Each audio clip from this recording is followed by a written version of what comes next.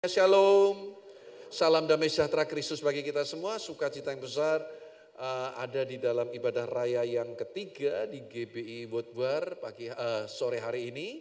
Setelah pagi tadi dalam ibadah yang pertama dan yang kedua, dan sore hari ini saya bersukacita melihat wajah-wajah Bapak Ibu Saudara, anak-anak muda yang begitu antusias untuk beribadah. Amin, saudara. Puji Tuhan, puji Tuhan. Kalau beli bendera merah putih tidak boleh ditawar karena NKRI harga mati. Merdeka. Ya lemes. Merdeka. Merdeka. Nah, amin ya. Puji Tuhan, puji Tuhan. Mestinya waktu saya bilang pantun begitu cakep kan mestinya gitu, kok enggak ada saya. Oke, nama saya Yohanes Irawan, saya dari kota Semarang. Puji Tuhan. Saya menjadi gembala sidang sejak tahun 2001 dan melanjutkan pelayanan ayah saya. Saya menikah tahun 98 dan tahun ini genap 25 tahun usia pernikahan kami. Tuhan sudah karuniakan 3 orang anak.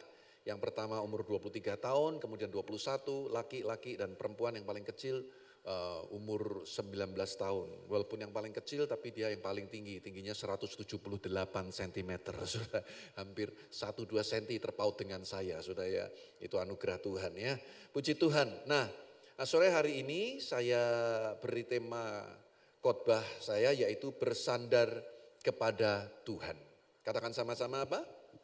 Bersandar kepada Tuhan. Dan kita akan belajar dari pengalaman seorang raja yang pernah memerintah di kerajaan Israel bagian selatan, yaitu kerajaan Yehuda. Kerajaan Yehuda, semua kita tahu setelah masa Salomo, maka kerajaan Israel terbelah menjadi 2. Kerajaan di utara dengan 10 suku Israel, ibu kotanya Samaria, dan yang di selatan itu ada 2 suku, yaitu Yehuda dan Benyamin, dengan ibu kotanya Yerusalem. Kalau kita belajar firman Tuhan, raja-raja yang di utara itu enggak ada yang baik, saudaraku. Semuanya jahat, enggak ada yang takut akan Tuhan. Tapi kalau di kerajaan Yehuda ada beberapa raja yang benar-benar takut akan Tuhan. Nah, kita akan lihat, saudaraku, salah satunya raja yang mengawali karir kepemimpinannya, pemerintahannya dengan baik, dengan takut akan Tuhan, yaitu Raja Asa. Kita akan lihat di dalam 2 Tawarik, pasal 14 ayatnya yang kedua sampai dengan ayat yang keempat. Lebih dulu ada cukup banyak ayat firman Tuhan yang akan kita baca. Saya harap Anda bisa menyimak baik-baik pembacaan firman Tuhan sore hari ini. 2 Tawarik 14 ayat yang kedua berkata, Asa melakukan apa? Baik dan benar di mata Tuhan Allahnya. Bukan cuma baik, tapi baik dan benar di mata Tuhan Allahnya. Dan di ayat 3 dikatakan ia menjauhkan mezbah-mezbah asing dan bukit-bukit pengorbanan, memecahkan tugu-tugu berhala dan menghancurkan tiang-tiang berhala. Ayat 4 dikatakan ia memerintahkan orang Yehuda supaya mereka mencari Tuhan Allah nenek moyang mereka dan mematuhi hukum dan perintah. Kata mencari di sini dalam bahasa Ibraninya daras yang artinya to follow, mengikuti, atau juga to worship, menyembah Tuhan. Jadi kalau Anda mendengar kata carilah Tuhan, artinya ikuti Tuhan, sembah Tuhan dengan sungguh-sungguh. Dan inilah kerajaan Yehuda yang dipimpin oleh Raja Asa. Di awal pemerintahannya dia dikenal sebagai raja yang baik dan benar. Dia menjauhkan mezbah-mezbah asing, bukit-bukit pengorbanan, memecahkan tugu berhala, menghancurkan tiang berhala, bahkan memerintahkan semua orang Yehuda untuk mencari Tuhan, mematuhi hukum-hukum Tuhan. Dan karena keamanan yang Tuhan beri, maka Raja Asa dapat membangun kota-kota benteng di Yehuda. Nah, satu hal yang harus kita ingat ialah bahwa di dalam dunia ini tidak ada yang permanen. Ya, tidak ada yang permanen. Kebahagiaan, kesuksesan, dan masalah-masalah kehidupan datang silih berganti. Ada istilah di dalam bahasa Ibrani yaitu gamseh yafor yang artinya this too will pass. Yang ini pun akan berlalu. Ya, nah itu artinya gamseh yafor, this too will pass. Yang ini pun akan berlalu. Ada banyak cerita di balik istilah ini. Salah satunya cerita dari kerajaan Persia, ada seorang raja yang sedih, dia tuh udah sukses tapi nggak bisa bahagia, nggak bisa senang. Dia tanya kepada ajudan-ajudannya untuk membuatkan sebuah cincin yang bisa mengekspresikan supaya aku ini bahagia bagaimana gitu ya. Lalu orang-orang bijaksana di kerajaan Persia itu membuatkan cincin untuk rajanya dan dituliskan kalimat ini, "This too will pass," yang ini pun akan berlalu. Tiap kali raja melihat cincin ini, dia terhibur sudah. Pada waktu dia menang, dia jaya, dia diingatkan untuk tidak sombong. Karena kejayaan pun tidak langgeng, kesuksesan tidak selama-lamanya.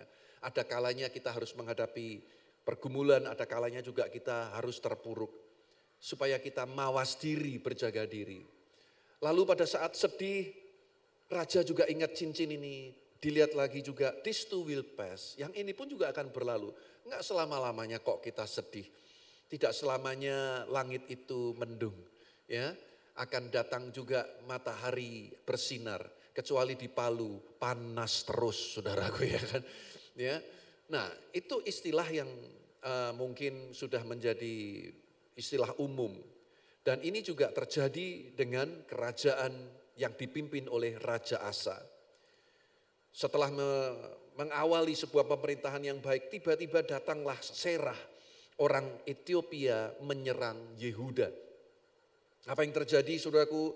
Saya mengharap nanti saudara semua bisa baca di rumah ya 2 Tawarik 14 sampai 16. Nanti Anda akan bisa melihat dengan detail kisah Raja Asa ini. Tapi untuk menyingkat waktu saya akan merangkum ya dengan cepat ya. Datanglah Serah orang Ethiopia menyerang Yehuda. Saudara, saya mencoba menghitung sesuai yang tertulis di dalam Alkitab. Pasukan Yehuda berjumlah 300.000 pembawa perisai dan tombak. Pasukan Benyamin 280.000 pembawa perisai kecil dan pemanah. Bandingkan dengan kerajaan atau pasukan Ethiopia yang dipimpin oleh Serah. Jumlahnya 1 juta tentara dan 300 kereta berkuda. Sangat tidak berimbang. Sangat tidak berimbang. Pasukan Asa dengan pasukan Serah orang Ethiopia ini. Enggak berimbang. Dan apa yang dilakukan oleh Raja Asa. Kita lihat ayat 11. Dari 2 Tawarik pasal 14, lihat ayat 11. Kemudian Asa berseru kepada Tuhan Allahnya, "Ya Tuhan, selain daripada Engkau, tidak ada yang dapat menolong yang lemah terhadap yang kuat. Tolonglah kami ya Tuhan Allah kami, karena kepadamulah kami bersandar. Dan dengan nama-Mu kami maju melawan pasukan yang besar jumlahnya ini. Ya Tuhan, Engkau Allah kami, jangan biarkan seorang manusia mempunyai kekuatan untuk melawan Engkau." Menarik sekali kata "kepadamulah kami bersandar", dalam King James Version ditulis "we rest on thee". Aku berhenti, aku beristirahat, aku berserah hanya kepadamu. Aku berhenti daripada segala kekuatanku, aku berhenti dari segala apa yang aku andalkan. Kecuali hanya kepadamu Tuhan. Itu yang dilakukan oleh Raja Asa. Di ayat 12 dan 13 dikatakan, dan Tuhan apa?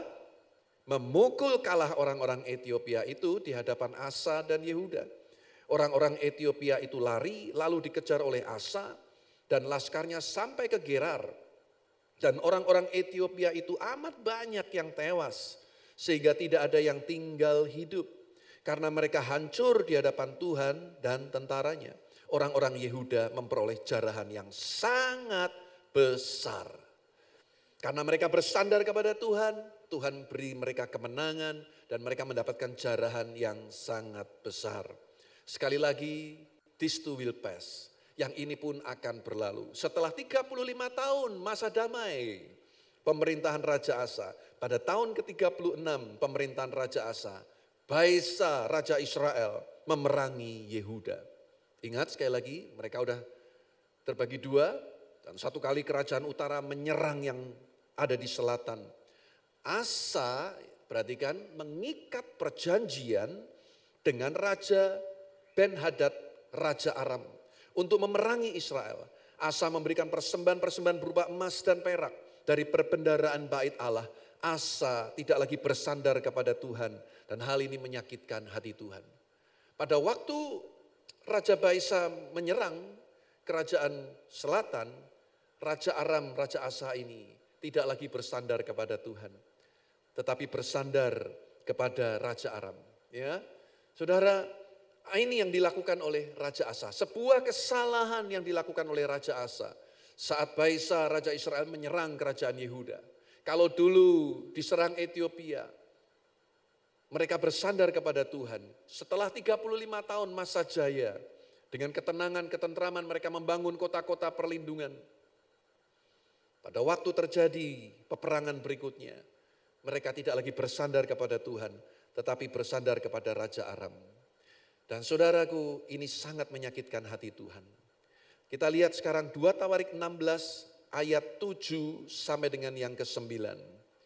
Pada waktu itu datanglah Hanani pelihat itu kepada Asa, Raja Yehuda. Katanya kepadanya, karena engkau bersandar kepada Raja Aram dan tidak bersandar kepada Tuhan Allahmu, oleh karena itu terluputlah tentara Raja Aram dari tanganmu. Bukankah tentara orang Ethiopia dan Libya besar jumlahnya, kereta dan orang berkudanya sangat banyak. Namun Tuhan telah menyerahkan mereka ke dalam tanganmu, karena engkau bersandar kepadanya. Karena mata Tuhan menjelajah seluruh bumi untuk melimpahkan kekuatannya kepada mereka yang bersungguh hati terhadap Dia. Dalam hal ini engkau telah berlaku bodoh. Oleh sebab itu mulai sekarang ini engkau akan mengalami peperangan. Tuhan kirim seorang utusan, seorang nabi bernama Hanani untuk mengingatkan kesalahan yang dilakukan oleh Raja Asa. Karena mereka tidak bersandar lagi kepada Tuhan, tapi bersandar kepada Raja Aram. Apa reaksi Raja Asa saat mendapatkan peringatan ini? 2 Tawarik 16 ayat 10 sampai 14 dikatakan, maka sakit hatilah Asa karena perkataan pelihat itu, sehingga ia memasukkannya ke dalam penjara. Sebab memang ia sangat marah terhadap dia karena perkara itu. Pada waktu itu Asa menganiaya juga beberapa orang dari rakyat. Sesungguhnya riwayat Asa dari awal sampai akhir tertulis dalam kitab Raja-Raja Yehuda dan Israel. Pada tahun ke-39 pemerintahannya, Asa menderita sakit pada kakinya yang kemudian menjadi semakin parah. Namun dalam kesakitannya itu, ia tidak mencari pertolongan Tuhan, tetapi pertolongan tabib-tabib. Kemudian Asa mendapat perhentian bersama-sama nenek moyangnya. Ia mati pada tahun ke-41 pemerintahannya dan dikuburkan di kuburan yang telah digali baginya di kota Daud. Mereka membaringkannya di atas petiduran yang penuh dengan rempah-rempah dan segala macam rempah-rempah campuran yang dicampur menurut cara pencampur rempah-rempah, lalu menyalakan api yang sangat besar untuk menghormatinya. Saudara lihat Raja Asa ini sudah berubah sikap hatinya. Dulu ketika dia nobody, dia bukan siapa-siapa, dan kemudian terjadi ada peperangan, dia nggak tahu kepada siapa dia harus bersandar, kecuali hanya kepada Tuhan. Tetapi ketika dia sudah semakin jaya, dia sudah hebat, dia sudah kuat, datang musuh yang lain lagi dari bangsa Israel, kerajaan utara. Dia lupa untuk kembali bersandar kepada Tuhan. Dia lupa dulu Tuhan sudah tolong. Hari ini Tuhan juga bisa tolong. Sampai selama-lamanya dia tetap Tuhan yang bisa tolong saudara dan saya. Amin. Raja Asa lupa dengan semua pengalaman di masa lalu bagaimana Tuhan tolong mereka. Raja Asa tidak lagi berharap kepada Tuhan. Tidak lagi bersandar kepada Tuhan. Tapi bersandar kepada Raja Asa, kerajaan Aram. Dan itu sangat menyakitkan hati Tuhan. Ditegur oleh Nabi Tuhan. Bukannya bertobat, dia marah. Nabi Tuhan dipenjarakan. Dan kemudian kita tadi membaca bagaimana dia akhirnya sakit dan semua itu membawa kepada kematiannya. Nah saudara, saya cuma mau tekankan begini saudaraku. Ada satu statement, quote, kata-kata bijak yang saya dapatkan saat saya mempersiapkan khotbah ini. Dengar baik-baik, bersandarlah kepada Tuhan dalam kesusahan. Dan lebih bersandar kepada Tuhan ketika dalam kenyamanan atau kelimpahan. Setuju Bapak Ibu Saudara? Bersandarlah kepada Tuhan pada saat kita dalam kesusahan, dalam pergumulan. Tetapi engkau harus lebih bersandar kepada Tuhan. Ketika engkau sukses, engkau berhasil, ketika engkau hidup dalam kenyamanan dan kelimpahan. Kenapa saya katakan demikian? Ingat, semakin tinggi kita ke atas, semakin besar cobaan, angin itu bertiup. Kalau Anda ada di bawah, mungkin anginnya sepoi-sepoi begini. Coba Anda makin ke atas, anginnya makin kencang, cobaannya makin banyak. Hari ini kita berdoa, Tuhan berkati aku, angkat hidupku, pulihkan ekonomiku. Itu doa yang baik. Engkau begitu bersandar kepada Tuhan.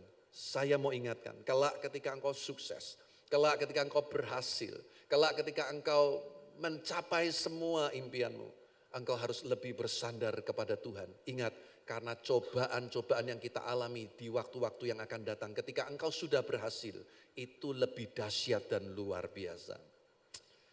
Sepertinya Anda masih belum terlalu mengerti maksud saya. Saya kasih contoh saudaraku, seorang petinju. Ketika dia belum berhasil menjadi juara dunia, dia pasti akan berlatih mati-matian bagaimana caranya bisa menjadi juara dunia. Betul nggak? Atau olahraga apapun lah. Ya, kebetulan saya suka tenis. Nomor 1 sekarang ini namanya Carlos Alcaraz, nomor 1 dunia. Umurnya baru 20 tahun. Dia sudah juara Grand Slam 2 kali. Yang terakhir di Wimbledon. Dan sekali menang itu, saudaraku, kalau profesional itu dahsyat. Anda kalau udah juara begitu, langsung kaya mendadak. Ya, yang setahu saya, kalau Grand Slam itu minimal hadiah, begitu engkau juara, kalau dirupiahkan setara dengan 45 miliar rupiah. Tapi itu engkau harus berjuang mengalahkan saingan-saingan begitu banyak. Ya, dan ingat, begitu dia menjadi juara, mata semua orang tertuju kepada dia. Ketika seseorang menjadi juara tinju dunia, juara badminton dunia, juara tenis dunia, maka sejak itu musuh-musuh kita akan semakin memperhatikan kita. Betul nggak?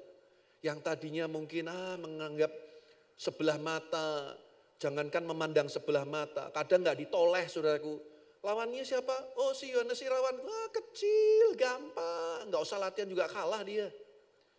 Tapi begitu saya juara dunia, orang mulai terbuka, dia juara dunia. Dia itu semua kompetitor saya, lawan-lawan saya akan berlatih lebih keras.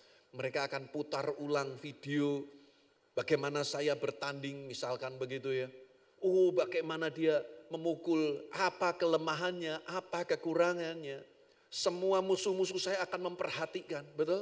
Dan mereka semua akan bersaing bagaimana mengalahkan saya, bagaimana menjatuhkan, bagaimana mengambil alih itu sabuk juara, piala dunia itu, saya mau ambil alih. Betul nggak saudaraku? Dulu ketika saya belum apa-apa, orang anggap biasa. Begitu juara dunia, semua akan berusaha menjatuhkan, semua berusaha menggagalkan. Saudara, maka dari itu saya berkata sekali lagi, hari ini kalian mungkin berdoa, Tuhan berkati aku, it's fine, good. Tapi ingat baik-baik, makin engkau diberkati Tuhan, kau harus makin bersandar sama Tuhan. Godaannya juga makin banyak. Makin engkau berpotensi, makin engkau itu hebat, engkau bertalenta, saya kasih tahu. Jangan sombong. Engkau harus makin bergantung sama Tuhan. Semua orang mulai sorot kita, lihat kita. Yang tadinya biasa-biasa, sekarang mulai outfitnya beda. Cara berpakaiannya beda.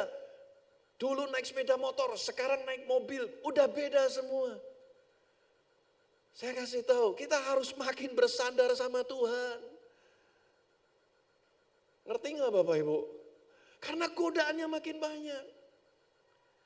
Saya kalau melihat wajah Anda sepertinya nggak ngerti-ngerti juga kayaknya apa yang saya khotbahkan ini saudara ya. Saya kasih contoh yang lain. Dulu belum punya banyak uang, udahlah beli kosmetik ala kadarnya lah, ya punyanya ini Pak, ya udahlah pokoknya. Begitu mulai punya duit, Anda sudah kerja, income-mu dulu cuma 1 digit, sekarang 2 digit, 3 digit bila perlu mungkin. Ya udah mulai banyak. Anda bisa beli parfum yang mahal, Anda bisa beli kosmetik yang mahal. Wajah yang tadinya standar, kasih filter, saudaraku ya kan. Foto-foto sekarang kasih filter, wih cantiknya luar biasa. Dan mulai mata cowok-cowok mulai ngelihat kita, saudaraku. Mulai tanya-tanya DM, nomor WA-nya berapa, mulai ajak ngobrol sama kita. Dan engkau sepertinya punya standar hidup yang lebih tinggi. Kalau dulu dideketin, aduh Pak udah ada cowok yang deketin aja udah puji Tuhan Pak gitu. Sekarang siapa lu gitu saudaraku ya kan. Mulai sombong saudaraku. Mulai lupa bahwa semua kasih karunia dan anugerah Tuhan. Saya perhatiin juga ada banyak kasus ibu-ibu rumah tangga berdoa. Tuhan berkati suamiku Tuhan. Supaya dia dipromosi di perusahaannya. Doa yang bagus. Doa yang baik. Lalu Tuhan kabulkan doa ibu itu. Suaminya diberkati Tuhan. Dapat fasilitas, gaji naik. Wah luar biasa. Ya, si suami juga mulai bersolek, berdandan saudaraku. Sekali lagi. Dulu dia karyawan biasa. Datang ke kantor ya biasalah, level segitu mah banyak yang bisa. Begitu dia jadi presidir, CEO, ya, jadi top manager. Semua orang mulai noleh dia. Bu, saya mau kasih tahu, engkau harus lebih banyak berdoa. Karena tiba-tiba sekretaris mulai lebih genit sama suami ibu, saudaraku. Tiba-tiba saudaraku tetangga sebelah mulai ngelirik-ngelirik. Udah mulai ngerti gak? Makin kau diberkati kau harus makin bersandar sama Tuhan. Bu saya gak nakut-nakutin loh ya. Boleh berdoa untuk suamimu makin diberkati Tuhan. Tapi saya mau katakan engkau harus makin lebih bersandar. Bergantung kepada Tuhan. Doakan suamimu supaya tidak sombong, tidak lupa dengan Tuhan. Karena makin kita diberkati, makin engkau punya potensi. Iblis juga akan makin menggoda kita. Iblis akan semakin berusaha menjatuhkan kita. Ini zaman sudah zaman gila saudaraku. Zaman gak karu-karuan. Belum lama ini terbongkar sebuah satu isu. Saya gak perlu detail tapi ini realita kenyataan. Ada seorang anak muda masih single. Dia datang ke rumah seorang hamba Tuhan. Kebetulan si ibu gembala ini baru saja punya anak.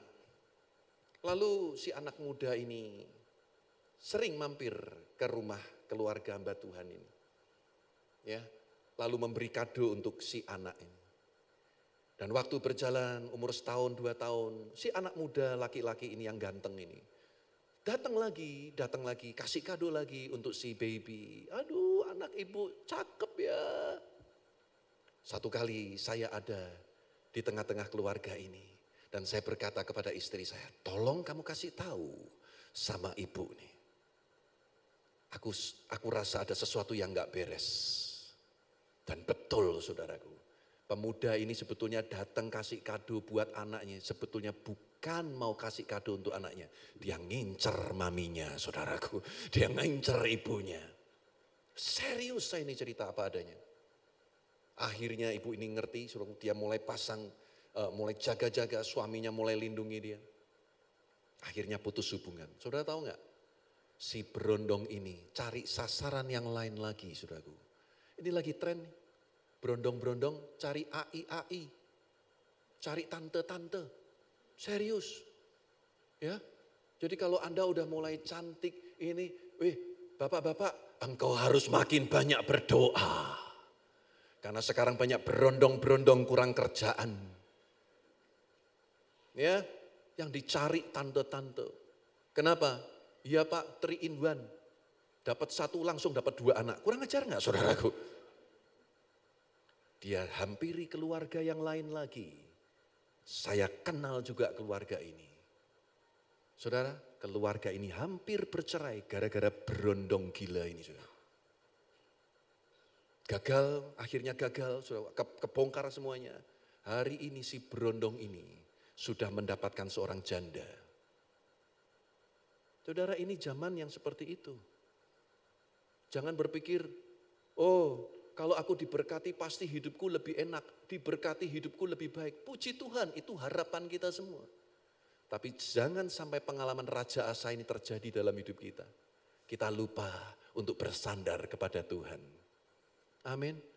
Zaman dulu ibu-ibu kadang ya suami bisa beliin tas yang harga 300-500 ribu udah seneng.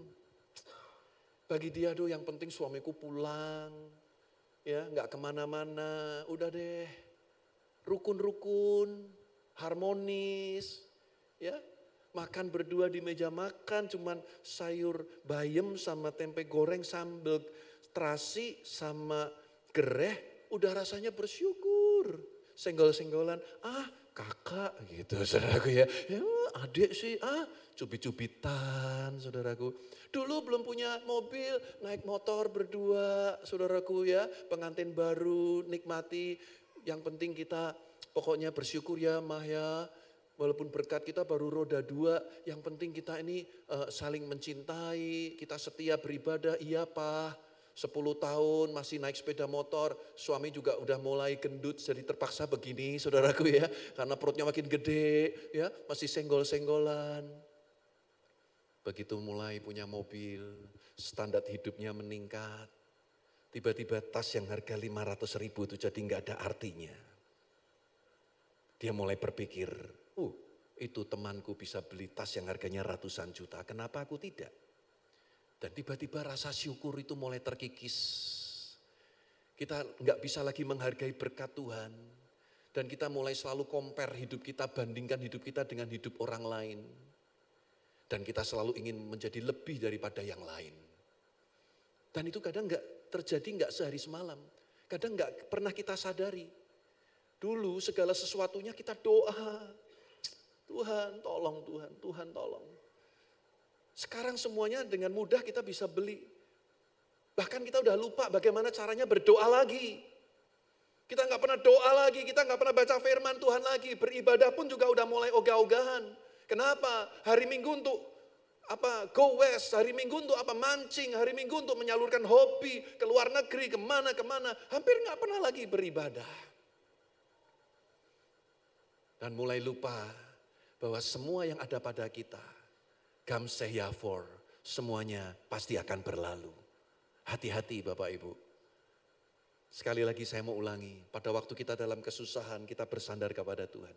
Tapi saya berdoa makin engkau diberkati, makin engkau dipakai oleh Tuhan, engkau harus makin bersandar kepada Tuhan. Jangan sombong, harus makin rendah hati. Saya ada foto dari Bapak Pembangunan Singapura, namanya Lee Kuan Yew. Ya, bisa ditampilkan. Satu kali dia pernah berkata seperti kalimat ini. Orang sombong itu seperti orang yang berdiri di atas gunung. Dari atas dia memandang semua orang di bawah kecil. Dia tidak sadar orang memandang dia juga kecil. Ya, jangan sombong. Makin kau diberkati Tuhan, kau harus makin mengandalkan Tuhan. Perselingkuhan terjadi di mana-mana, perzinahan terjadi di mana-mana. Dosa-dosa semacam ini sudah makin gila-gilaan di mana-mana. Engkau harus makin bergantung kepada Tuhan. Enggak ada yang salah ketika kita berdoa supaya kita makin dipakai oleh Tuhan. Tapi biarlah kita makin dipakai Tuhan, kita makin rendah hati. Seperti padi yang makin berisi, makin menunduk. Karena kita semua tahu semua kasih karunia dan kemurahan Tuhan dalam hidup kita. Berapa banyak pelayan-pelayan Tuhan yang berguguran hari-hari ini. Awalnya melayani Tuhan dengan luar biasa sebagai song leader, sebagai singer, sebagai pengkhotbah. Di tengah-tengah kenyamanannya saudaraku, mereka berguguran. Tidak sedikit juga hamba Tuhan yang juga jatuh di dalam dosa, perzinahan dengan jemaat, dengan pelayan Tuhan. Mengerikan sekali. Dulu ketika belum apa-apa, setiap hari doa dan puasa. Berharap supaya gereja bisa dibangun, berharap supaya musik bisa lebih bagus, berharap fasilitas lebih baik lagi. Di tengah-tengah kenyamanan, kadang kita lupa bahwa kita harus handle with care. Kita harus handle semuanya itu dengan lebih takut akan Tuhan. Makanya saya ini menyadari Bapak Ibu, kelemahan kekurangan saya. Waktu saya menjadi penginjil tahun 95 selesai lulus kuliah di Petra. Ya, saya langsung berdoa, Tuhan aku butuh pendamping hidup. Menjadi seorang penginjil keliling, saya ke Ambon, saya ke Sumatera, sendirian. Itu banyak perjuangannya saudaraku. Ya, godaan di mana-mana. Bahkan pernah di satu gereja saudaraku, di Sumatera. Pada waktu saya bersalaman, ada seorang gadis. Saya masih ingat betul, tangan saya dikulik-kulik saudaraku. Coba kurang ajar enggak? Ya, dan saya tahu saya manusia biasa, saya laki-laki normal. Saya laki-laki normal. Saya juga punya gairah nafsu seksual sebagai seorang anak muda. Maka dari itu saya berdoa, Tuhan berikan aku pendamping hidup. Masalahnya saya pernah mengalami kekecewaan saudaraku, sehingga saya ada trauma. Dulu saya mencintai seorang gadis dan kita sudah hampir bertunangan. Apa yang terjadi saudaraku di tengah-tengah hubungan kami, apa istilahnya itu LDR, long distance relationship. Akhirnya dia kecantol orang laki lain. Ya, waktu saya pulang dari Surabaya ke rumah dia di Semarang, tiba-tiba dia berkata, mulai hari ini kita teman biasa. Kaget saya sudah. Itu masa-masa saya mau jadi hamba Tuhan. Saya ambil dompet dia saudaraku. Saya buka dompet dia. Foto saya udah enggak ada lagi di dompet dia. Udah ganti Snoopy saudaraku. Sakit hati saya saudaraku. Pernah lihat anjing Snoopy? Saya disamakan sama Snoopy saudaraku. Sesek saya saudaraku. Saya mau sekolah Alkitab waktu itu. Kesel saya. Ya udah, saya balik lagi ke Surabaya, saya masih kuliah waktu itu. Saya udah mau keluar dari kuliah, saya mau sekolah Alkitab, tapi mami saya bilang, enggak Yohanes kamu selesaikan dulu kuliah kamu. Lalu ada suara di dalam hati, saya percaya itu suara Roh Kudus, selesaikan kuliahmu. Aku akan berikan yang terbaik, selesai kamu kuliah. Jadi saya bertahan saudaraku. Kira-kira 2 tahun itu saya isi waktu-waktu saya untuk ikut Bible study, ikut doa malam. Saya isi waktu-waktu saya dengan hal-hal yang positif. Dan yang pasti yang luar biasa itu nilai pelajaran saya di kampus. Saya masuk kuliah dengan indeks prestasi semester waktu itu. Semester pertama saya masuk, indeks prestasi semester saya 1,4. Itu di transkrip nilai udah ditulis 3 kali berturut-turut drop out. Coba bayangin. Tapi begitu saya bertobat, saudaraku, saya sungguh-sungguh dengan Tuhan, saya serahkan hidup saya kepada Tuhan. Indeks prestasi saya meningkat. Ya, yang paling tinggi saya pernah mencapai 2,98. Itu setara B. Kalau tadinya E, sekarang B. Itu udah puji Tuhan. Dan yang paling luar biasa, agama saya selalu A. Makanya jadi pendeta, saudaraku. Saya mulai lulus kuliah, saya mulai pelayanan. 96 saya dikenalkan dengan relasi seorang gadis, anak pendeta juga. Singkat cerita, saudaraku, karena kita cocok, kita jalanin sama-sama. Saya ke Getsemani di Ungaran berdoa. Lalu dia menjadi istri saya. 98 kami menikah.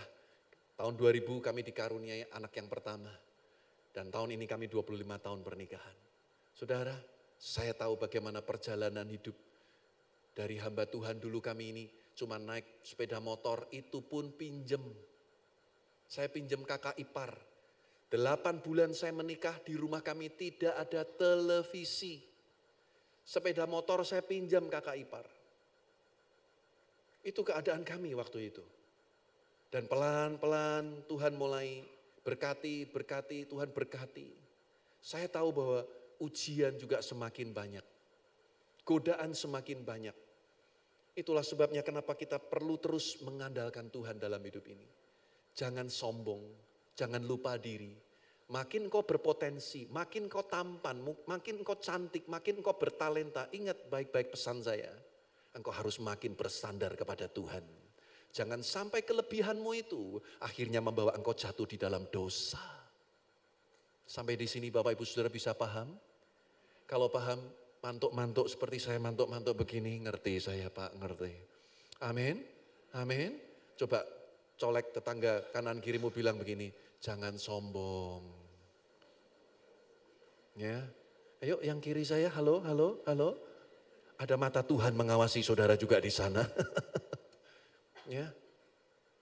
Lalu tetangganya juga bilang, kan tadi udah dibilangin nih jangan sombong. Tetangganya bilang juga, kamu juga gitu saudaraku. Ayo ngomong.